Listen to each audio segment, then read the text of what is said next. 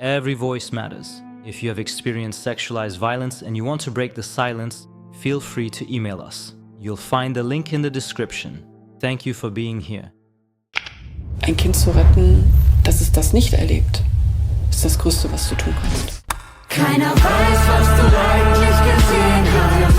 Keiner weiß, was du eigentlich so fühlst. Keiner spürt, was dich irgendwann berührt. Welcome to this video, Unbroken Once.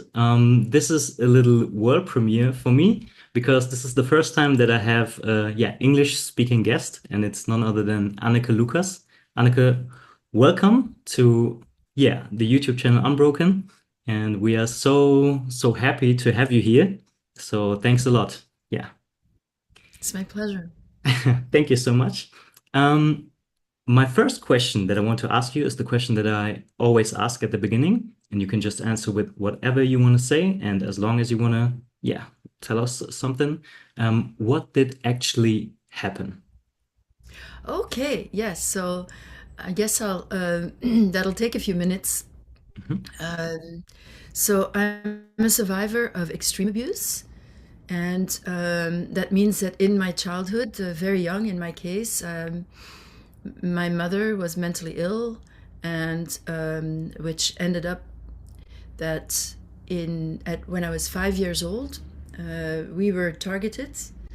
And even though she was then married, my stepfather was very absent, was physically away a lot for his work. And my mother allowed me to be taken by a couple who were connected to a larger pedophile network. And that ended up being a network that involved the leading politicians, businessmen of the time, as well as nobility. And so for about 1 year, this couple would take me with them to babysit, so to speak. And after a year, they took me to an extreme event. It was immediately very extreme. And afterwards, my mother, I tried to tell her, in spite of extremely graphic threats to be quiet, I tried to tell my mother that bad things had happened. You know, I did not have the language to express exactly what had happened, but it was extreme. And she then became the person to drive me to events herself. So she switched places with these pimps. She became a pimp. I found out later that yes, she was paid. And so she was then driving me to places herself. She really wanted to connect with those higher ups. She was extremely excited about the idea of her connection with these VIPs. And she was, in fact, because of her mental illness, she was so excited about it that she was prone to bragging. And I think that's why she never really was allowed in. So she always remained like a chauffeur. She would receive phone calls from a countess that was the contact person for the whole group. And that countess was, she then bragged about her friendship, her so-called friendship with this countess to anybody who wanted to listen. But basically, that countess would call with instructions, and then my mother would basically take me. And then I found out much later that she was paid. So in the first 3 years, I was trafficked in this Belgian network, which was led by the then Minister of National Defense, Paul van den Boeynants, who was also Prime Minister twice. And he was, the head, for all intents and purposes. He was running the blackmail operation, you could say. It was all about, from his perspective, from the business perspective, he would just provide men, sadists, pedophiles with anything they wanted, and that would be recorded, and that was how he controlled everyone. And this was also the ticket into this club which was If you feel that what we are doing is important and you want to see more of it in the world, if you want to be part of it and help break the taboo around this topic, you can support us financially, whether through YouTube's Super Thanks feature, although up to 30% of your support goes to YouTube, or via PayPal or bank transfer, where we can use your support in full. Every contribution helps us give survivors a voice and take the time this work truly requires. You can also help by liking and sharing this content to bring this topic into the world. Together we can truly make a difference, and we cannot do this alone. We need you. This channel may have many views, but due to the sensitive nature of this topic, we can hardly generate income through YouTube. You can find all informations in the description and in the comments. Thank you for being part of this mission and part of this channel. We are Unbroken and we are the voice of the voiceless. it seems like it was a combination of several secret societies and elite of the business world, and also governmental people in government, judges, lawyers, people that had governmental positions, head of the police. So there were people in key positions in society in Belgium that were part of this network.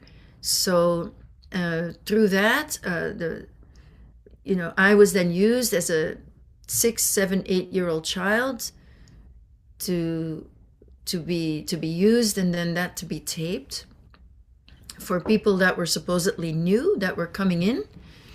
And then, I had to then, I had been taught to position them so that you would see what they're doing, that you can see how little I am, so that it get optimized, because the camera was just in one place. There was one hidden camera, or even photo, and or even photos. That was enough at the time. It wouldn't work today, but at the time that was enough. And so this was from 69 to 72. And sometimes I was also given to certain noblemen who were extremely sadistic. And these men, it was just a matter of surviving really was accidental. Okay. And it was not the idea that I would survive necessarily, because my mother wasn't in.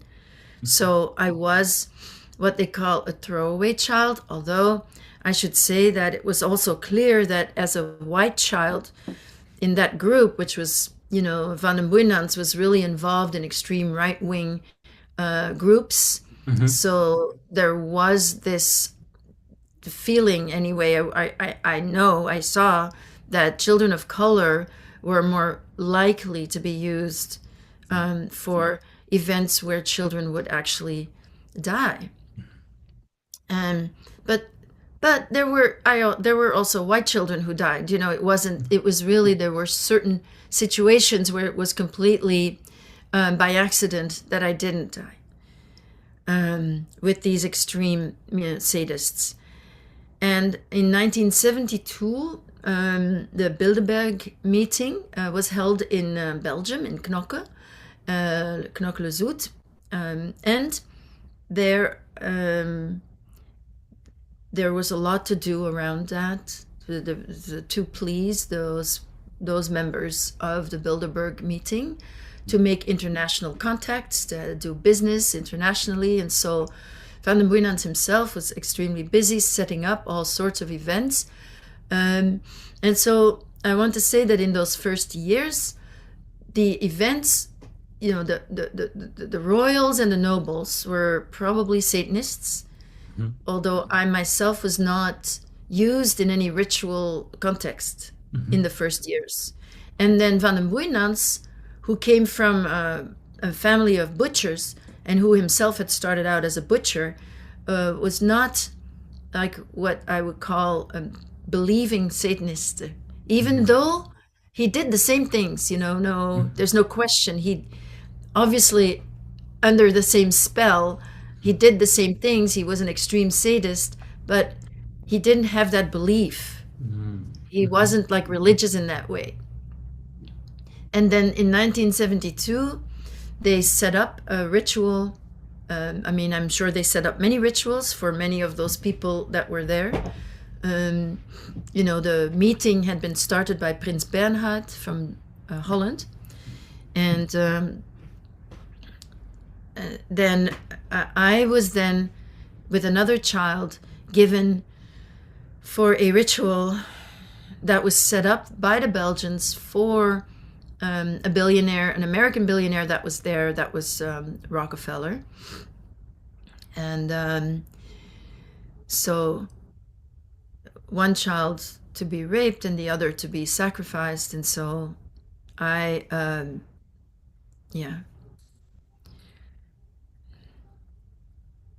I was forced to watch.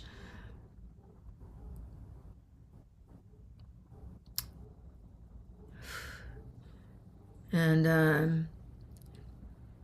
that child was very dear to me. That was a little boy who was 7 years old. I was 9. And he was a little bit special also, so I felt extremely protective. And so there was this a tremendous pain from that loss. And but at the same time, Rockefeller, in an exchange there, took an interest in me. So very contradictory, because there was my greatest pain and I was crying. Mm-hmm. And I could just sense, I just sensed men, you know, and what they wanted and everything. And I sensed that he thought I was crying because he had raped me. And I started to laugh at him because I felt completely sarcastic, you know, caustic. Like, how can he believe that I'm laughing that I'm crying because he raped me, when in fact he, you know, he was there. He forced this decision that it was, I had offered that I would be killed instead of that boy. And he had made the decision and had the boy pulled out of my arms by his handlers. So I thought, he's so stupid. And as I was laughing, something happened to me that I felt this spiritual force come through me. So as I'm laughing sarcastically, and I don't care what happens to me and kill me, I don't care, this force came through me that I first felt the energy of the little boy, and then I felt this great Christ-like energy come through me, and it was as if it was literally coming through me from behind my heart, opening my heart, that I could see this man, and you could see everything about him. Wow. And could see him the way that Christ would see him. So while I'm laughing, I have this experience that has nothing to do with me, but I have an experience, a Christ experience, where I see him as a little boy who's so afraid, who's afraid to be slow, who's afraid that he's ugly. I see that he has just had his own little self killed. And I get it I get it all with light laughter. And so he interprets this laughter now as sophisticated, because he doesn't know why I'm laughing. And he thinks, oh, that's sophisticated. She's, you know, she's got something. Mm-hmm. So he then took an interest. And then that changed my life. And I was brought in that summer. So normally I was in Belgium, living with my mother and my stepfather and my little brother, and I go to school. And in the summer of 1972, I was flown on a private jet to the United States. I was spent time with Rockefeller in his own homes on the East Coast. I spent time sometimes where he sort of like put me in a satanic family for a few days or a week or so, where I had a very nice time. But I was being trained, and he was also just testing me. I didn't realize it. I just felt like I was getting attention, and he was seeing things that nobody ever had seen. So I felt quite happy, actually. I was suddenly being treated very well. And from there, I was flown back to Europe and brought to Heidelberg. And in Heidelberg, I was in a facility in a villa near the ruins of the castle. And in the basement of that villa is a facility for mind control that was led by the German Dr. Hans Hamsen. And Hans Hamsen was, I didn't know, I recognized him. All of the names that I'm saying, I just have to tell you, I didn't know anybody. Okay. At that time, I didn't know yeah? any names. Yeah. At the time, I didn't know any names. I just found that out as an adult. So, but Hans Hamsen was the doctor in charge there, extremely sadistic.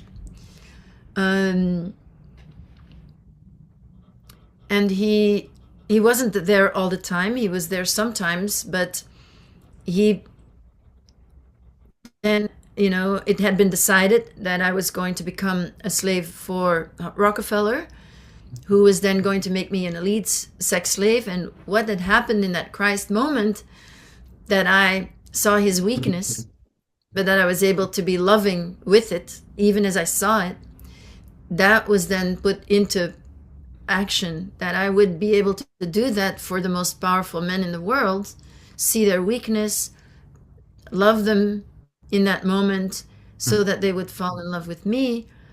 And then I would be used for him as his tool to get information and anything else that needed to be done. And in this mind control training, it's trauma-based.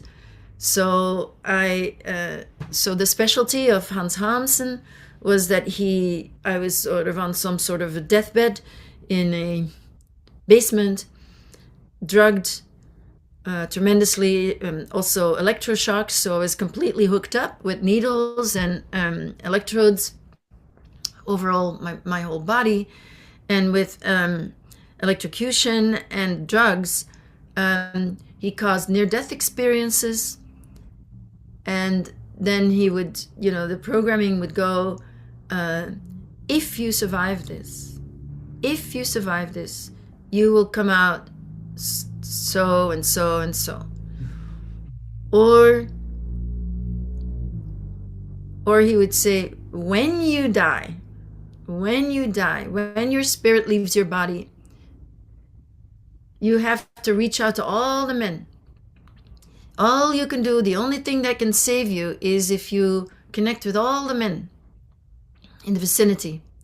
And we're talking a vicinity of 200 miles, that I did leave my body, and the psychic experience of sort of desperately, psychically reaching out to men to save me. And then this was the shift from, I was crying for my mother, and then, I had to cut that bond with my mother, and I had to instead reach out to men. So that was that training. And, it's funny because that did start happening, and it's just really, it was so awful that these are rather recent memories that I've healed from recently, from really this very, on these subtle levels, these parts that were created to create this persona that they were creating. That's not me. But how that was put into action, it goes on all these different levels. It goes so deep and so far that I just only recently really got back in touch with this torture and was able to sort of bring that back into my own psyche. Of course, I haven't acted on any of this. It's just subtly, noticed that the energies were still there. So that was one of these things. There was also, to be a beautiful woman, you have to die and descend into the depths of hell. So that was another thing that through drugs and again electrocution, I must have been clinically dead. But there was this image of sinking down, lying flat but sinking down, and going through this extremely thick layer of demons that are just trying to, The thing was, though, that these demons, there was a point at which I just sort of flattened out. There was no more fear. Like the extreme panic and the extreme horror of that experience, I kind of tuned it out, I think. So somehow I know in that layer, in the demons didn't really frighten me as much as I think they should have. But anyway, it was a very thick layer. It felt like it was like, 2 kilometers thick or something, that I'm descending through this, this thick, nothing but demons coming at me. And then underneath it was the nothingness. And that nothingness underneath this very thick layer of demons is to create the isolation of, what the beautiful woman has to be unattainable. And that is the unattainability, the deep sadness of each beautiful woman, is that no one can really reach her. And that's why you have to have, they created the sadness in the eyes of the beautiful girl and then woman, so that men would feel that they want to save her, and there's something unattainable about her, and they're going to be drawn in, and they're going to be manipulated in that way, and they won't realize why. They're just gonna, because everything was done to centralize me as well. So in the first years, it really wasn't. It was just when Rockefeller looked at me in this way that I became a sensual child. Before, I wasn't considered pretty. Once he looked at me, suddenly I became pretty. And then everything was done to enhance that sensuality. And so that's what was done throughout this training.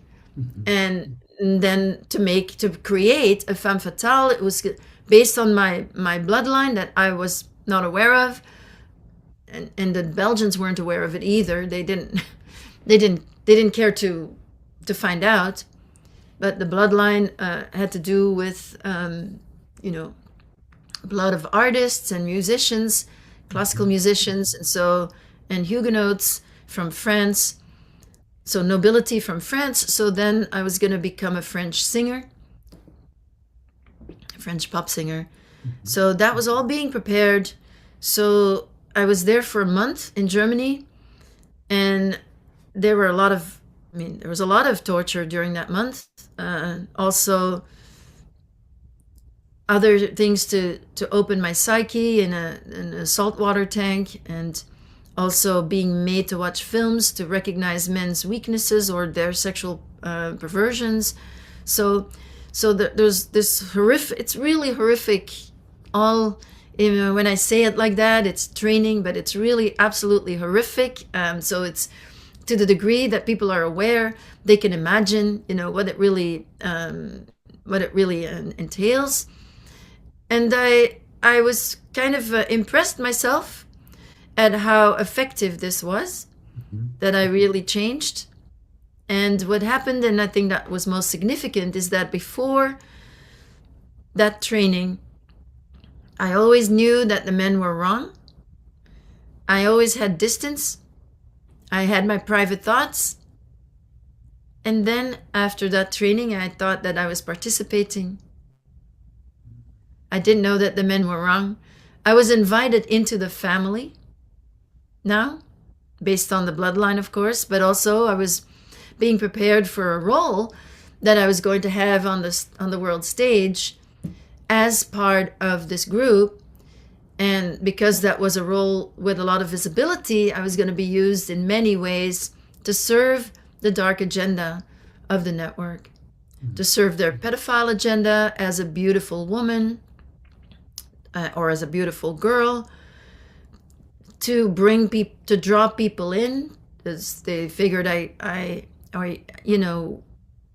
Rockefeller himself in his own homes realized that I have a good eye for art, and so they were going to get me to sponsor young artists so that I would discover young artists and then draw them into the network.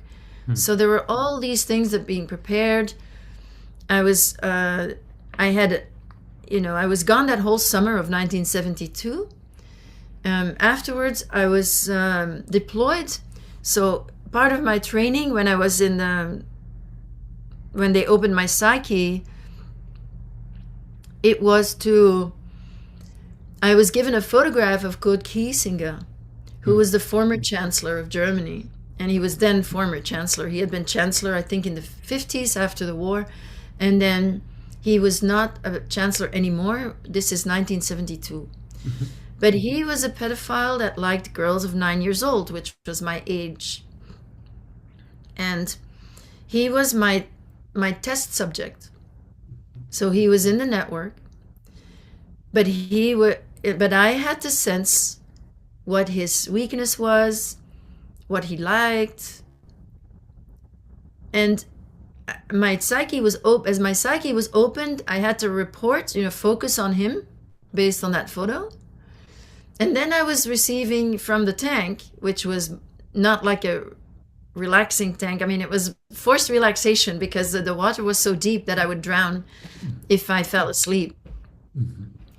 Or it was so deep that I would drown if I panicked. So it's not the regular sense deprivation tanks that you have to relax. This was a sense deprivation tank, but it was meant to open your psyche through weightlessness, which is, something that they know in the network and use.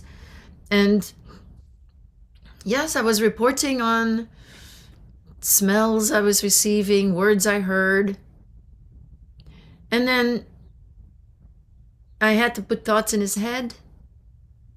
So I had to create urgency and then project the thoughts that I was told, to put those in his head, which created urgency for him to be with me, that I had figured out that his fear was that he was on his way out. He was aging and he was on his way out, and he didn't understand why he was not, why he was on his way out. Because some people in the network, as they get older, they get more power in the network.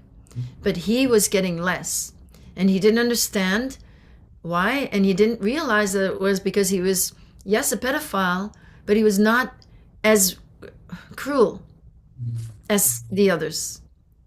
He was not a Satanist. He was not attending rituals or everything, and he didn't realize that.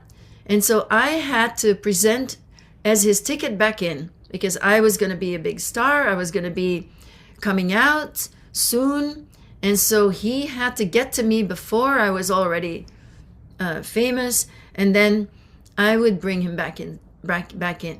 So I was, after this summer, I was taken to Germany by Belgian handlers for weekends. And then I would be with Kurt Kiesinger in some nice little hotel, pension, on the Rhine or on the Mosel. And, no one ever asked what I was doing there. And he was very happy to have me there. He seemed like he was in love. And he taught me to speak German. He loved Germany and the countryside.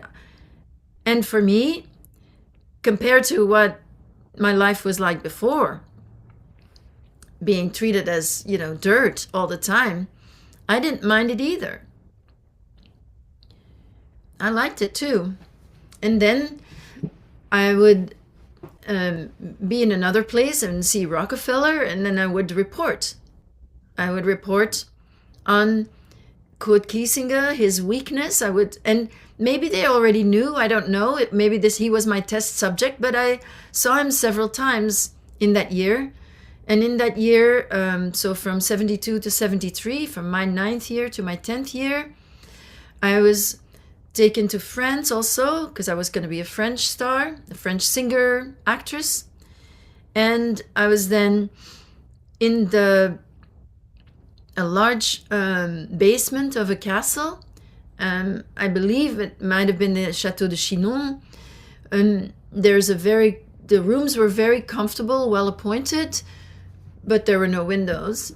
And I was there for also probably a school holiday. I think it might have been Christmas of 72, where I was then surrounded by adults that were my entourage. And I was naked, And I had to then get used to that my body was an object of worship, and I had to be used to people pampering me and treating me like I'm very super, super special. And I think it was the idea that these people were going to remain my entourage, that they were going to be like protectors of me, while also facial massages, and there was a hairdresser. So they wanted me to look natural, but then they did the hairdresser made my hair look very beautiful, natural. So that was the look, and then they used makeup to make me look more beautiful, natural.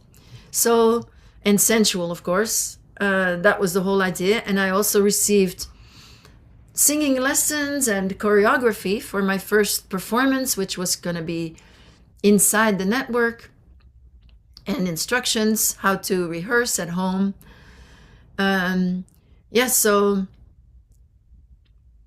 To be used to being a star. No acting lessons or anything. There were the singing lessons. The singing lessons were by a famous French singer-composer. I was sexually touched during those lessons so that my voice would be a little more hoarse. Yes, and I did get used to being naked and being treated that way. Like a star is treated, I guess. That I've never heard anyone talk about that, but that's what my experience was. And yes, then at the end of that year in April, so we are going from April, the Bilderberg meeting in 72, to April in 73. I was taken to Italy, to Lake Como, and there I had my first performance. And there was a week of festivities before April 30th. There was really a week of festivities leading up to, the culminating event. And this was for my induction into the cult.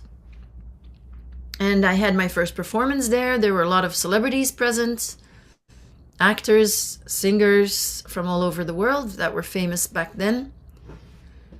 Also royalty, also political figures, a lot of people I recognized later that were present for either my first performance, which were several songs, French songs that I performed. Like the songs were French, and these songs are not.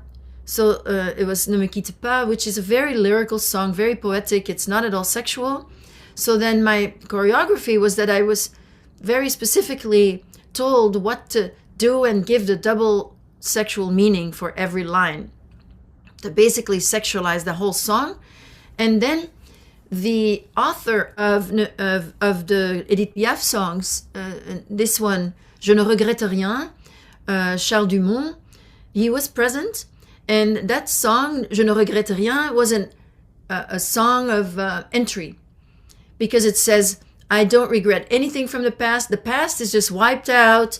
I start completely anew, and my life is now for you.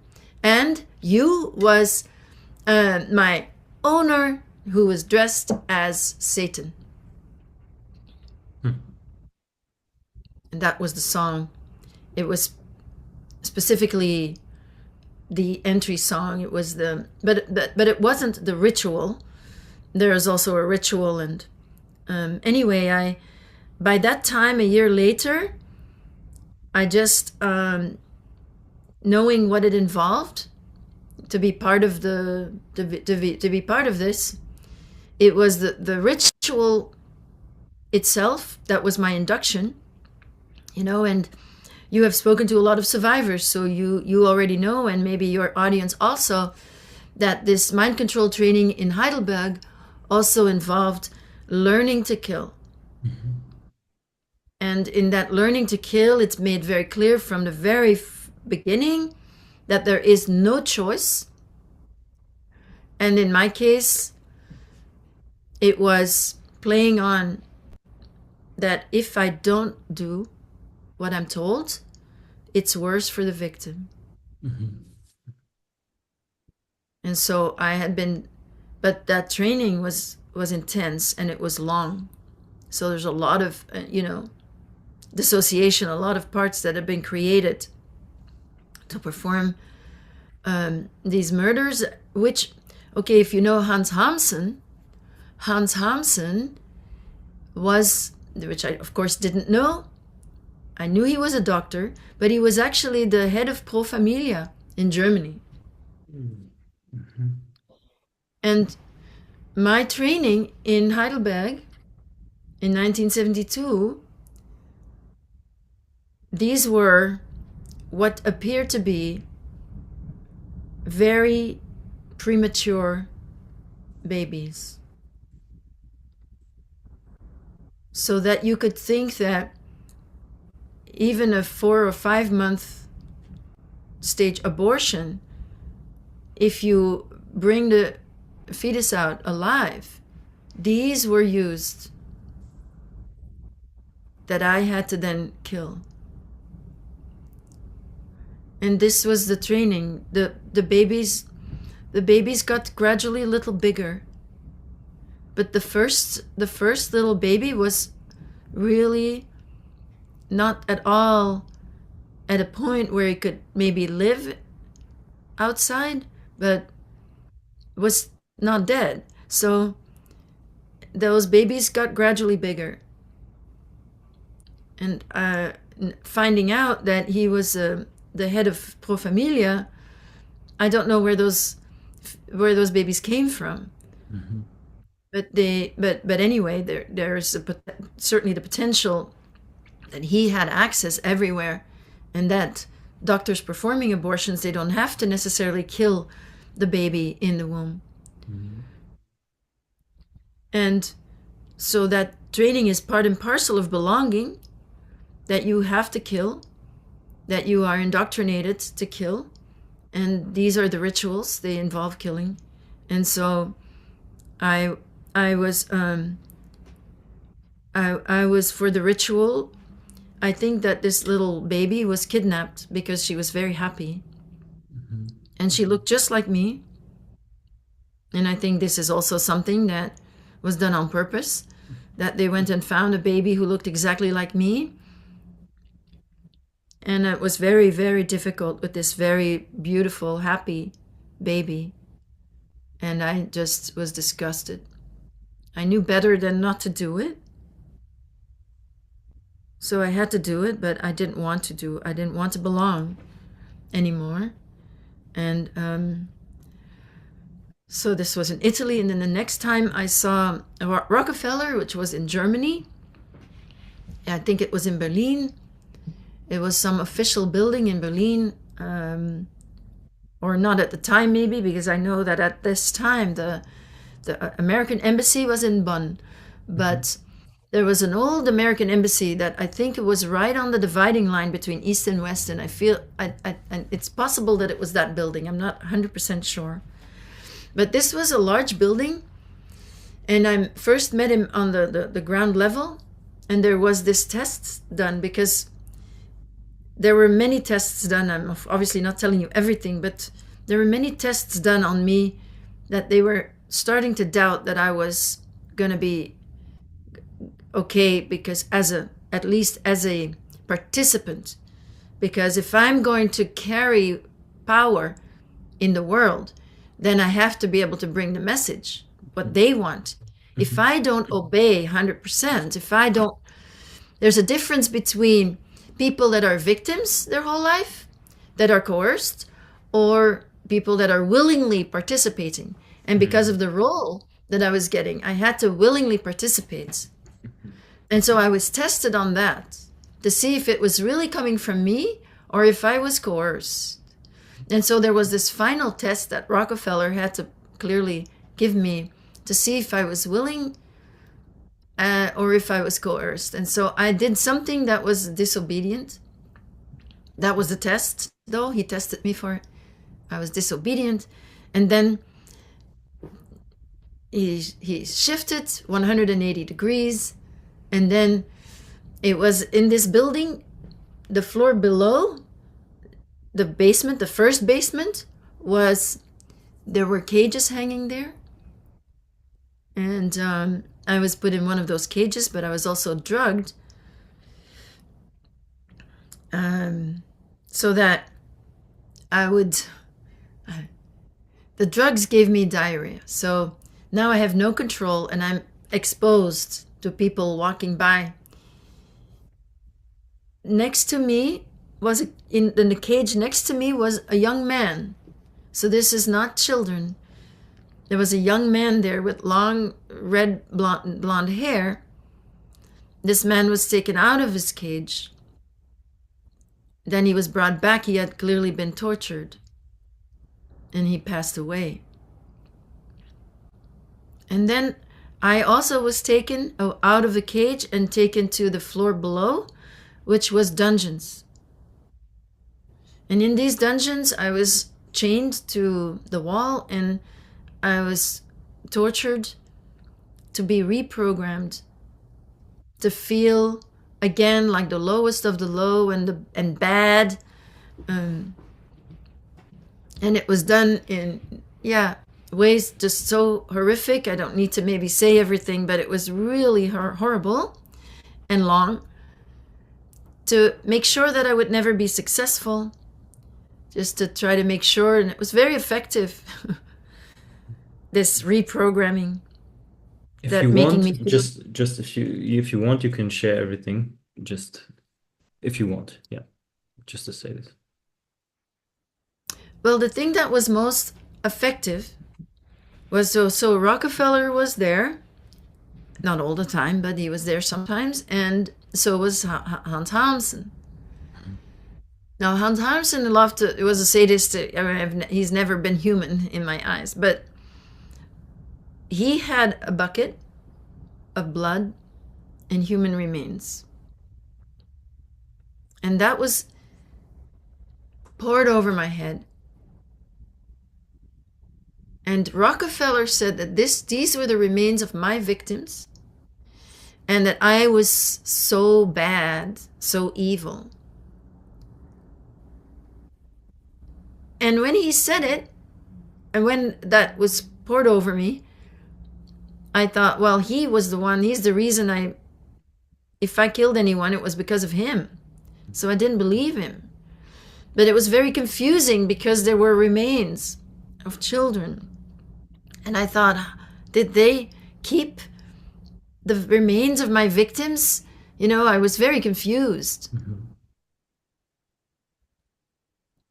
And then they left me alone with the blood on. I was chained to the wall, so I was standing and I was there for, I don't know, felt like days, but the blood drying and the smell of the rotting flesh around me, it really, after some time, I did think I was bad. I did start to feel really, really, really guilty for everything that I had done.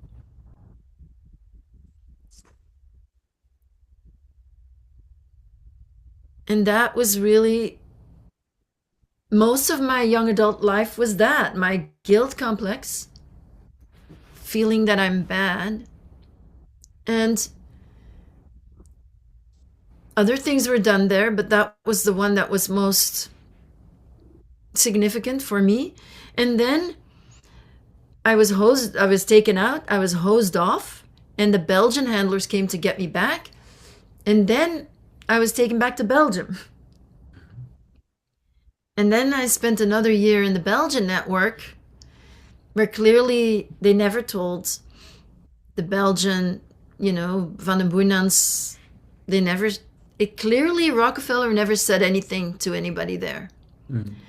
And there was something in the beginning, they were still sort of seeing me as special, because I'd become from, I'd been chosen by Rockefeller, so I'd become special. So what Van den Boeinans did then, he would use me for every time VIPs would come. So that's how I recognized again. I was always used for the most powerful people. So I recognized a lot of people. But then clearly after some time, he must have figured that nothing's going to happen anymore.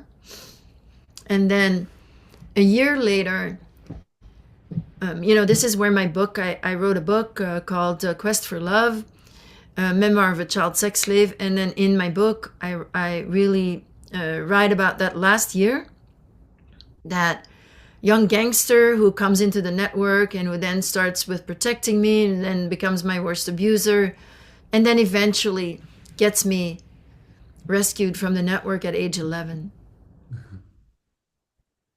And then he gave me instructions to live, which then again overrode that program. So the way I was programmed in the dungeon, reprogrammed rather. So first I was a throwaway child. It didn't matter. Then I was programmed to become part of it. Then I was reprogrammed to feel that I don't deserve anything. And there's a program called discard programming, that I would end up drug addict, prostitute, die young, just kill, just end your own, just go into complete depravity and then die young. And then when the gangster rescued me, he gave me very specific instructions that were then again an override to that previous program, where I then never took drugs, but it was very specific. First was never prostitute yourself, never take any money from anybody, never sleep with anybody for money. So that was really strong. Then never buy drugs.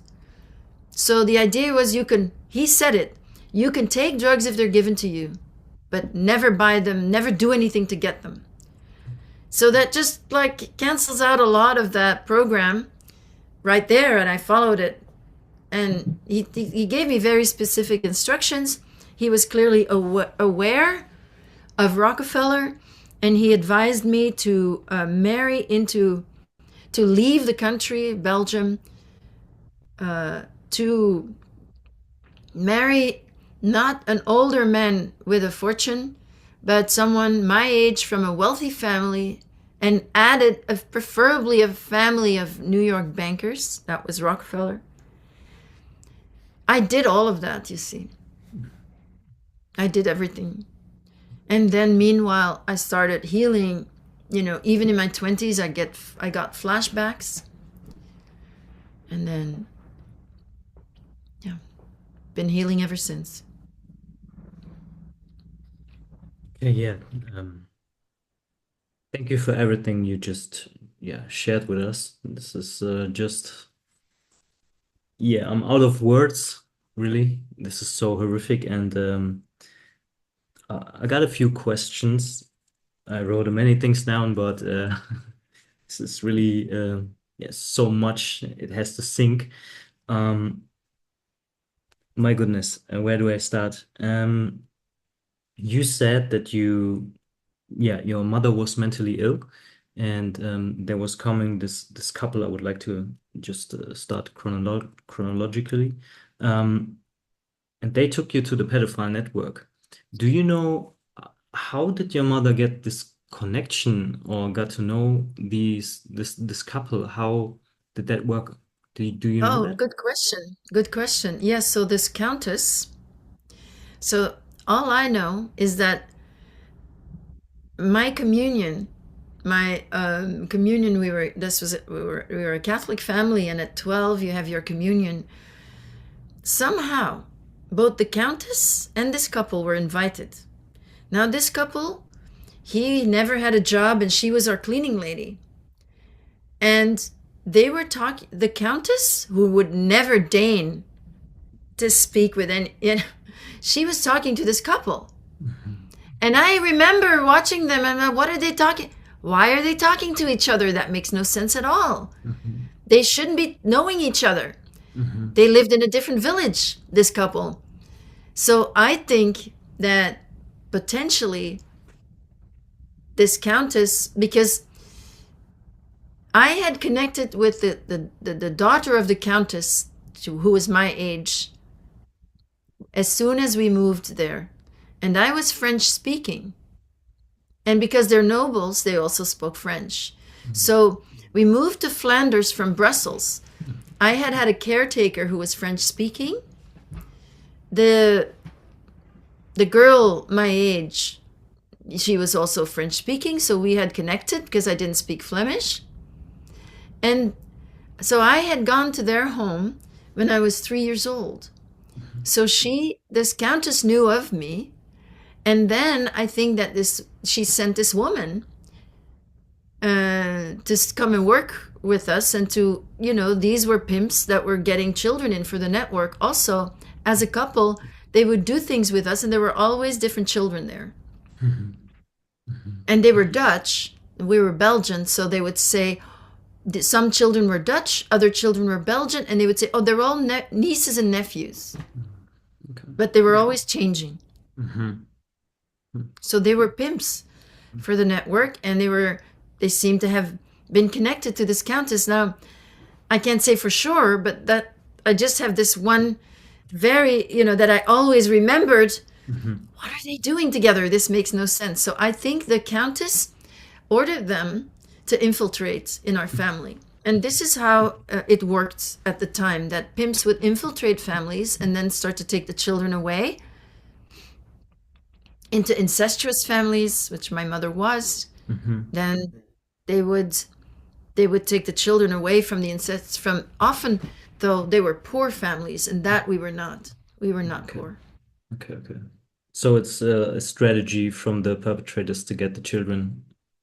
Okay. To go to vulnerable households. Yeah. And where, and then they get paid. So my mother just decided to take out the middleman. Yeah. Okay. Understand. Okay. Thank you for that. So she'd have more money. Yeah. Then you said after 1 year, maybe at 6 years, that you were taken to this extreme event, and it was immediately extreme. Just the question, if you want, can you tell us what happened there? Just if you want. So before being taken there, I was raped by the husband, and that was very painful rape because I was a virgin. I was a virgin, and it was very painful and very bloody. And the event, I believe, you could call it a masked ball, or at least everybody was dressed as hippies. They weren't wearing masks, but they were dressed as hippies, but it was in a castle. And there were formal waiters, butlers that were going around serving drugs on silver platters. So these were nobility dressed as hippies, hippie music playing, everybody getting extremely high. And there was a stage, a short black stage in some salon ballroom, a large room in a castle. And the husband of this couple, he was naked on stage with me naked. And this was an S&M performance. So he put a dog collar on me. He humiliated me. He pooped on the stage. He then forced me to eat that.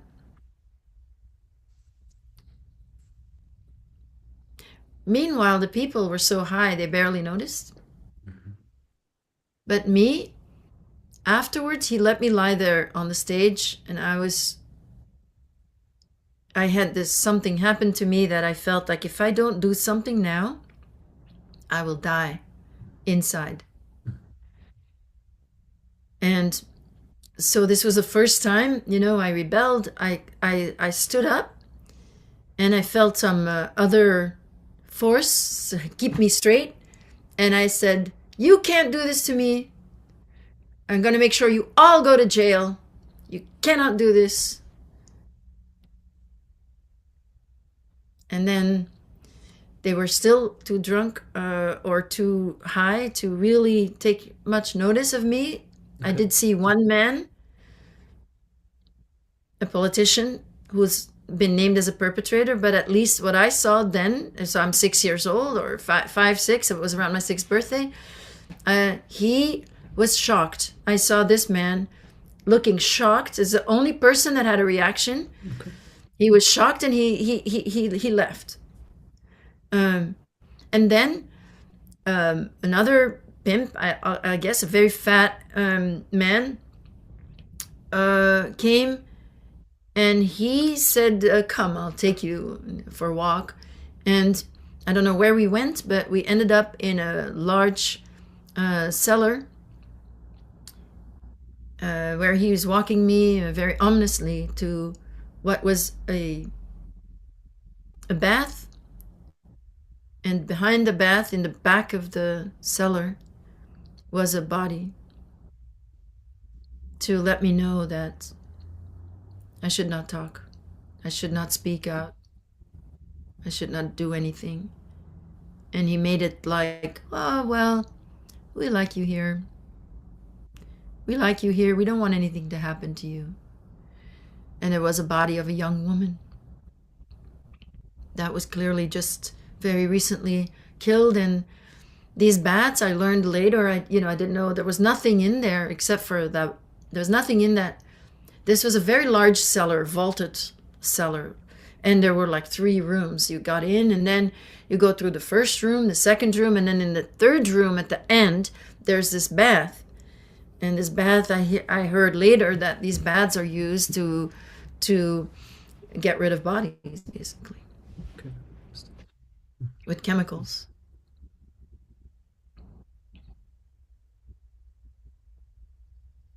That was the first time. Then I tried to tell my mother. Anyway, This is what I want to ask you. Said that you tried to express it to your mother, what happened. And I was wondering, how does a kid that, I mean, yeah, when something like this happens, you don't even know what it is as a kid. right. How can you even express it to your mom? What did you Well, do? I What didn't did want to go back with the couple, Mhm, so I made that very clear. I never wanted to go back there, and then I was forced to.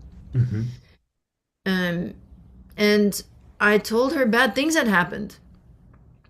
mhm, Those were the words I had. Bad things happened, and I absolutely don't want to go back. I had a huge tantrum.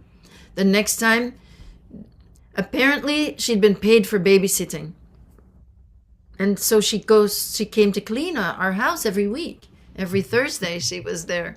mhm, And she was suggesting to my mother while I was standing there that she could do it for free, that she could babysit for free. And I threw a tantrum. I said, "No, I'm not going back." And I got very angry and I was crying and begging, and I had to go back. okay. Mhm.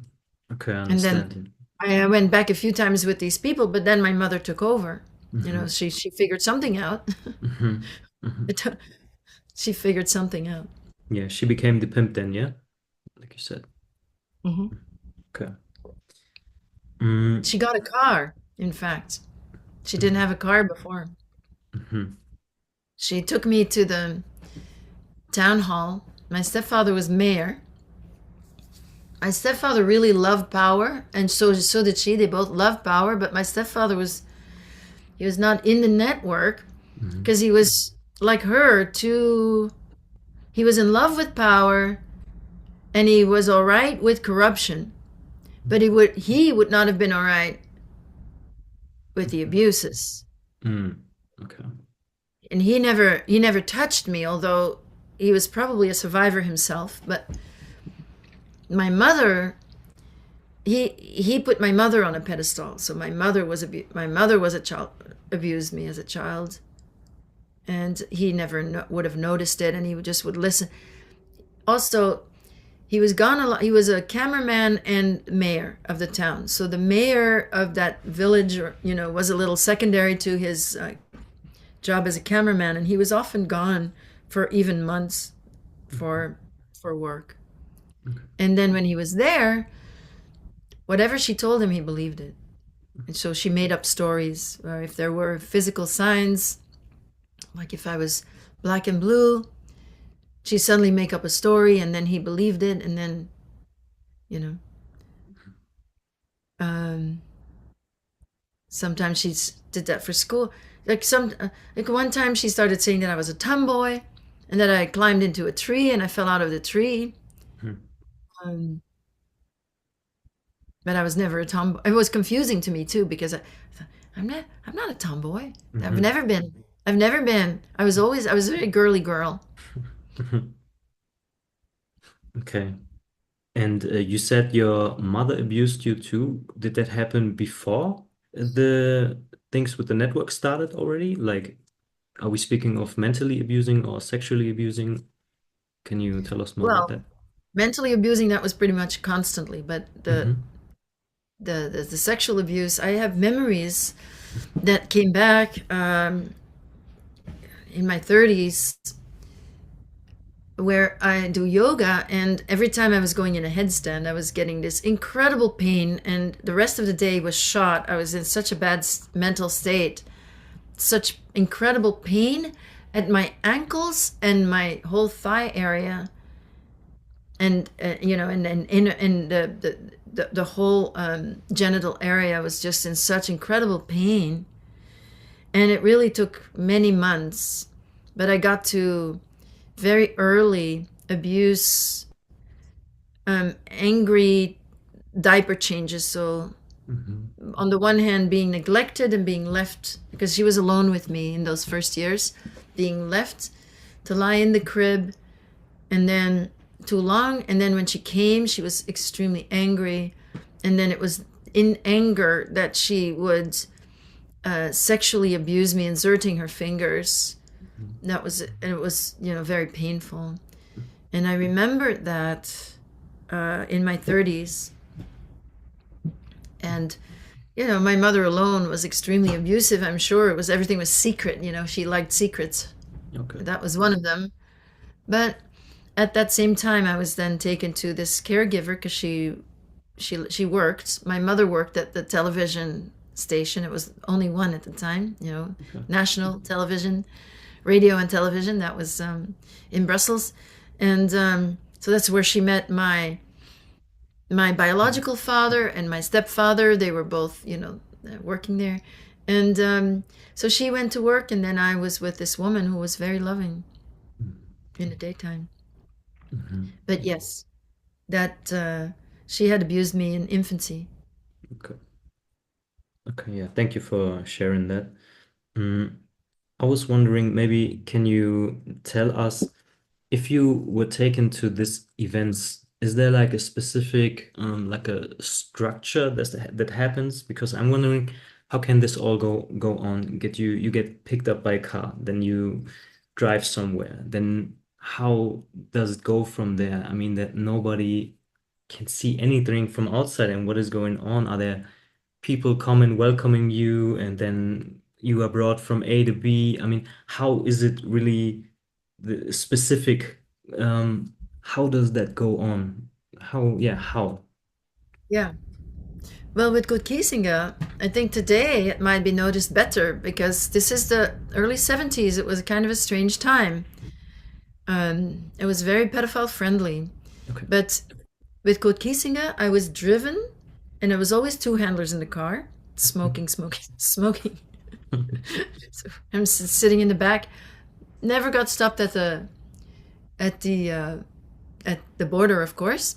Then just going to some country road, and there would be, the cars would just stand behind each other. So I would just go from one car to the other, and that was Kurt Kiesinger himself. Usually, that was in the other car. And then he would just drive me to the place nearby where he was gonna check it. He would arrive with me at the place for the weekend, and then it would be like some small hotel, and then people would be very happy to see him, and they would be honored to have him stay at their place. And nobody ever wondered. Of course, I knew I was trained not to speak, because I'm not. Maybe they would have had a question had I spoken German or not spoken German, but nobody ever asked. Nobody ever noticed. They just took it for granted that this was all right, that this was, that he was all right. Even though he didn't make any effort to hide it. Like, we would sleep in the same bed, of course, but he would not like mess up the second bed or something, or the cot. They would have a cot in the room.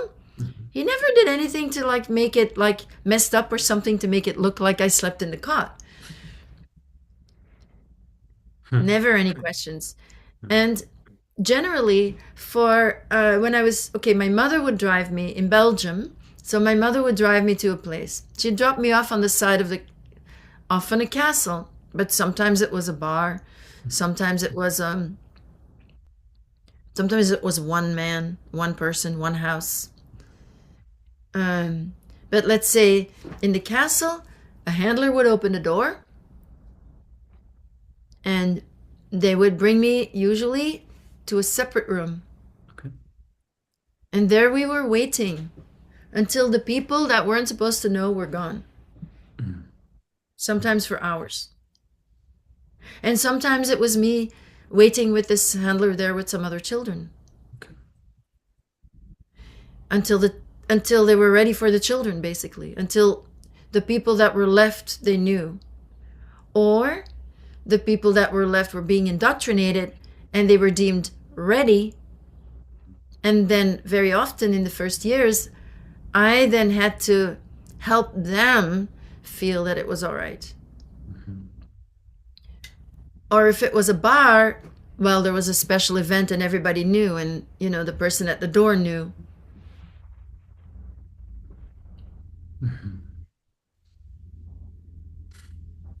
Okay, yeah, and this is also like, I think Marc Dutroux had a position like this, yeah, taking care of the girls when they came to this party. There's a link. Well, Marc Dutroux was a pimp, but Marc Dutroux did something differently. Most pimps would infiltrate in families so that those children were never missed.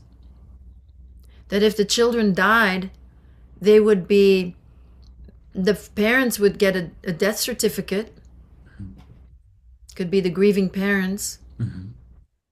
But because of the implication, with the parents themselves selling their children, I don't know if they were so dissociated and if they really knew that their children could die. But I was gone the whole summer of 1972. My mother clearly didn't know that if I was going to come back. So if she had gotten a death certificate, then there would have been some story, some story made up. Yeah. And she would have been getting attention as the grieving mother. But Marc Dutroux decided to go and kidnap children. Okay. And that was different. Those parents were missing their children. And of course, there's a lot of children that get kidnapped for the network everywhere all the time. Let's not make no mistake. Children get kidnapped, and usually, those children, they don't fare so well. But Marc Dutroux was kidnapping them. But instead of like what the other pimps with children that are not immediately killed, that have to, or like that little girl, in Italy, she was kidnapped with a specific, there was a very specific order. They had to find a girl that looked like me. And so clearly this was prepared. There was an order that went out to some mafiosi, so they went and kidnapped a baby that looked exactly like me. Yeah. That's why I think she was kidnapped, because she was a happy baby. She was not a baby that was in the network. Okay. Then the way Marc Dutroux went and kidnapped children is he had to then also keep them. The other children would go back home and then would even go to school, but he had to keep them. So he was building dungeons to keep the children in. Yeah. Now, he did have many houses. He did make a lot of money from the kidnappings. Sometimes those kidnappings were also orders, but he then had to hold on to the children, and ultimately, as with several of these cases, he got rather careless. Yeah. Do you know any, because we're talking of Belgium right here, is there anyone involved in the net, or was there anyone involved in the network that also was involved in the Marc Dutroux case at that time? Yes, Yeah. absolutely. Okay. One of the defendants in the because Marc Dutroux is closer to my age, so I didn't see him. He was too Yeah. young. Yeah. Because we're talking, for me, it's 69 to 74. But in 1973 or 72 to 73, Michel Nihoul started showing up, and he was the middleman for everything. And he got very busy very quickly. He was he was a great big fan of Paul van den Boeynants. He would have done everything for van den Boeynants. He was trying to copy van den Boeynants. So in my book, I write a lot about Nihoul. Okay. Because he had quite a big role, and he tortured me. You know, when I got out of the network, I first was being tortured to be killed, and that was stopped last minute, and it was Michel Nihoul who was leading that torture.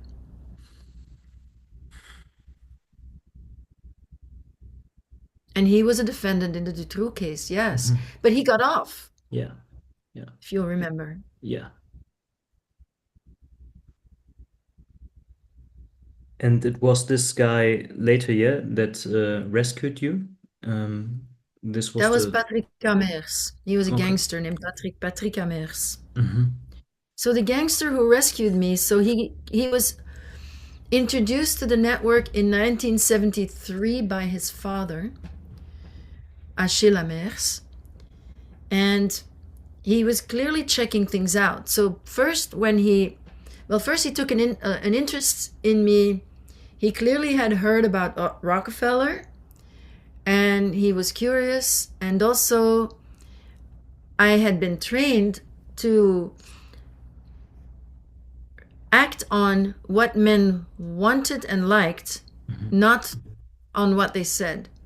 So when he came to me, I challenged him right away. I put him in his place. Now, I would not normally do that. That was just the way that I knew how to, reach him. So he was very shocked, and then immediately took a liking to me, and then he became curious. And in the beginning, he was asking me, so he then made it like, okay, nobody touch her. And then he would spend time with me, and he also wouldn't touch me. And then he would ask me about things from that had already happened to me. So the first memories I had were, because usually things that happen in the network, there's no reflection ever. There's no way to remember it because you're dissociated and you're not supposed to remember. And at home with my mother, I certainly was not getting any reflection. But he asked me. So I started talking to him in the network, and it was like therapy for me with a dangerous gangster. But still, I felt I was talking. And so his protection originally then turned into, when it became sexual, he became extremely abusive. And eventually, I was going to be tortured to be killed because of him. And then he had a last minute change of heart. And that change of heart, he went to negotiate with Paul van den Boeynants. And the deal was that they were going to let me go, but he was going to have to work for van den Boeynants. So in the beginning, he had power in the network because he wasn't afraid to shoot people dead. And so that gave him power. So once he went to work for van den Boeynants, he didn't have that same power anymore. And then 15 years later, so I was gone from Belgium. I followed his instructions. He said, go to live in Paris, London, New York, go live in New York. So I went and lived in Paris. I went and lived in London. I went and lived in New York. I'm still in New York. So in 1989, Paul van den Boeinans got in trouble for tax fraud.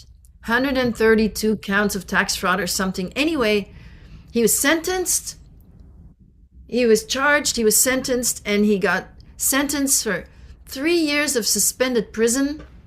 A sentence. It was suspended for his, services to the state, and a large fine. And his name was now in disrepute, and he was complaining everywhere, saying, he was acting like he was the biggest victim everywhere, that what they did to him, they would regret it, And then he disappeared. He got kidnapped. Oh, okay. And he disappeared for 1 month. And after 1 month, he returned. And he was thinner, and he was wearing sunglasses because he said he had been chained up in a basement. And he hadn't been given food. And he came back, and he gave the biggest press conference that the country had ever seen. And he was extremely dramatic, and he was the biggest politician again. Everybody loved him. And his biggest thing that he said there, it's great big drama, he said, "Qui m'a enlevé?" And what that means is, who kidnapped me? And it was so strong that songs were made of that, what he said there. They made a song of it. He became so popular, everything was forgiven, the charges went away, his reputation was back. He wanted to become mayor of Brussels. Before he couldn't do that, and then he went to be mayor of Brussels. But he didn't get voted in. And anyway, his image was restored, and some very zealous cops ended up on the trail of Patrick Hamers and his gang, and then they caught up with him in Brazil. And it was definitely a fake kidnapping, but there had to be an action. He had to be taken, and so Patrick Hamers ultimately was caught and was then stayed 1 year in prison in Brazil, then was taken to Belgium, and after 3 years in solitary confinement, he was going to have a trial. The first trial he appeared, he said he wanted to talk to the judges. He had some things to say. It was stopped for some reason. It was delayed. It was going to be later. And then he committed suicide in his prison cell. Or whatever. Yeah, whatever, yeah. Okay, understand. This is So that was the deal. That was the deal. He was going to work for this politician, so he owed him whatever. Okay. So there And in was Belgium, Belgium, it's still believed that this politician was innocent, that he was kidnapped by the big gangster. Yeah. Okay. And during all of this time, did you still go to school? Yes. And how can a human being, a child, go to school when this is happening? Because this is, I think I already know the answer, but this is one of the questions of everyone who hears this right now. How is a human being even functioning when this happens? Well, I didn't go to school all the time. I was home a lot because sometimes I was home because I was trafficked. Other times I was home because I was too tired or sick. And so and one time after the torture, I had all these wounds on my body. And while I had those wounds, my mother kept me home from school. They were scabs, so I had these large scabs all over my arms and legs, and so she had to keep me home. But she did have a doctor that anytime I was home for whatever reason, he came towards the end, and then he wrote a note for school, and so there was never a problem in that way. And I was completely dissociated because my mother's mental illness was never diagnosed, but she was convinced that she was the best mother. not only a good mother, but the best mother. She was the best at everything. She was the prettiest woman in the town. She was the youngest because she was 20 years younger than my stepfather. So there's a lot of arrogance there. and, and yeah, she was good, and then in that goodness, in that her being perfect, there was nothing wrong with me ever. So being with her meant that everything was normal and nothing ever happened to me. So I told you before, I never got a reflection from these events. Yeah. So when you don't get a reflection in and of itself, apart from the trauma, in and of itself, it's difficult to remember things when you never recall them, when there's never anybody mentioning them. So with my mother being in her presence, it also helped me to think that everything was normal so that I could go to school. And then that was a persona. That was one of the personas. That was the dissociation that helped me too. Yeah. But after the torture, so when I was actually released from the network and I came back home after, I would not be taken anymore, but I was covered in wounds. Well, then I did know, because I knew what those things meant. I knew what those marks on my body meant. And then I sort of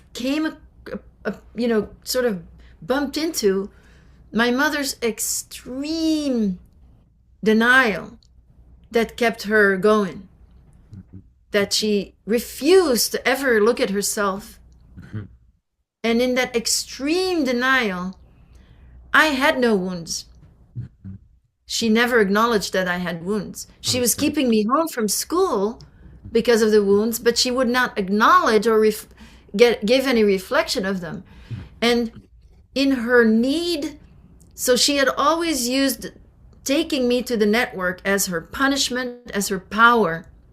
The way that someone with very little power in the world could finally get power over her own child by taking me and threatening to take me again, which was going to happen anyway, but she used it when she got mad. And when she let it all out, when she got really scary, then she treated me as if I was scary and as if I was going to kill her. And then she got her revenge. And the revenge was always, I'm going to take you back there. And I let her know that that wasn't going to happen anymore. And then she had to get the power back. And so she sent me back to the network one last time behind the backs of the bosses. Her revenge was more important than even her submissiveness to men. That's saying a lot. She tried to kill me. And then the last thing that she did was she sexually abused me again.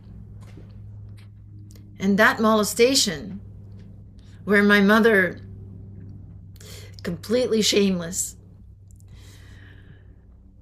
I just felt so much shame.